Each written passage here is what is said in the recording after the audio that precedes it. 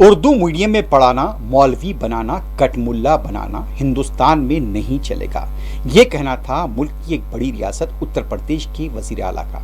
एक तरफ ये रिमार्क उस वक्त किए गए हैं जब वजीर आजम नरेंद्र मोदी खतर के अमीर के साथ गर्मजोशी से बगलगीर हो रहे थे। दूसरी तरफ उत्तर प्रदेश की असेंबली में वजीर आला योगी आदित्यनाथ ने अपनी अपोजिशन को नतनीत का निशाना बनाते हुए ये कहा कि ये लोग अपने बच्चों को अंग्रेजी मीडियम में पढ़ाते हैं लेकिन दूसरों के बच्चों को उर्दू मीडियम में पढ़ाते हैं, मौलवी बनाते हैं, कटमुल्ला बनाते हैं।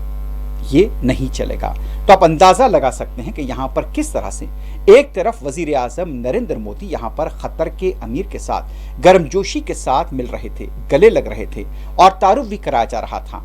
अरबों के साथ इस तरह की गर्मजोशाना ताल्लुकात अगर हैं तो अरब लोगों के साथ जब ताल्लुकात आप रखते हैं तो हिंदुस्तान के मुसलमानों के साथ इस तरह का रवैया क्यों है? क्यों हिंदुस्तान के मुसलमानों को कटमुल्ला कहा जाता है? ये सवाल जरूर उठता है। लेकिन अब यह मुल्क की सियासत का हिस्सा बन चुका है कि जब तक आप मुसलमानों को इस तरह के अलकाब से नहीं नवाजेंगे, आपको वोट कैसे मिलेंगे?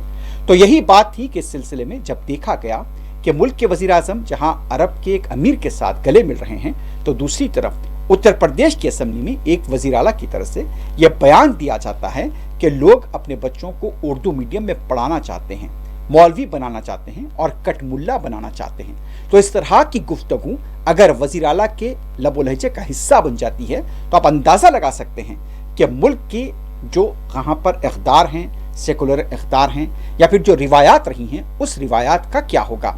भले ही हम दुनिया के सामने खुद को एक ऐसा मुल्क साबित करने की कोशिश करते हैं जहां पर हम सब के साथ हमदर्दी से पेश आते हैं, लेकिन आपने देखा कि जिस तरह से यहाँ पर एक अरब मुल्क के अमीर के साथ जो रवैया होता है वो हिंदुस्तान के मुसलमानों के साथ क्यों नहीं हो सकता? ये एक बहुत बड़ा सवाल है और इस पर बहस भी हो रही है।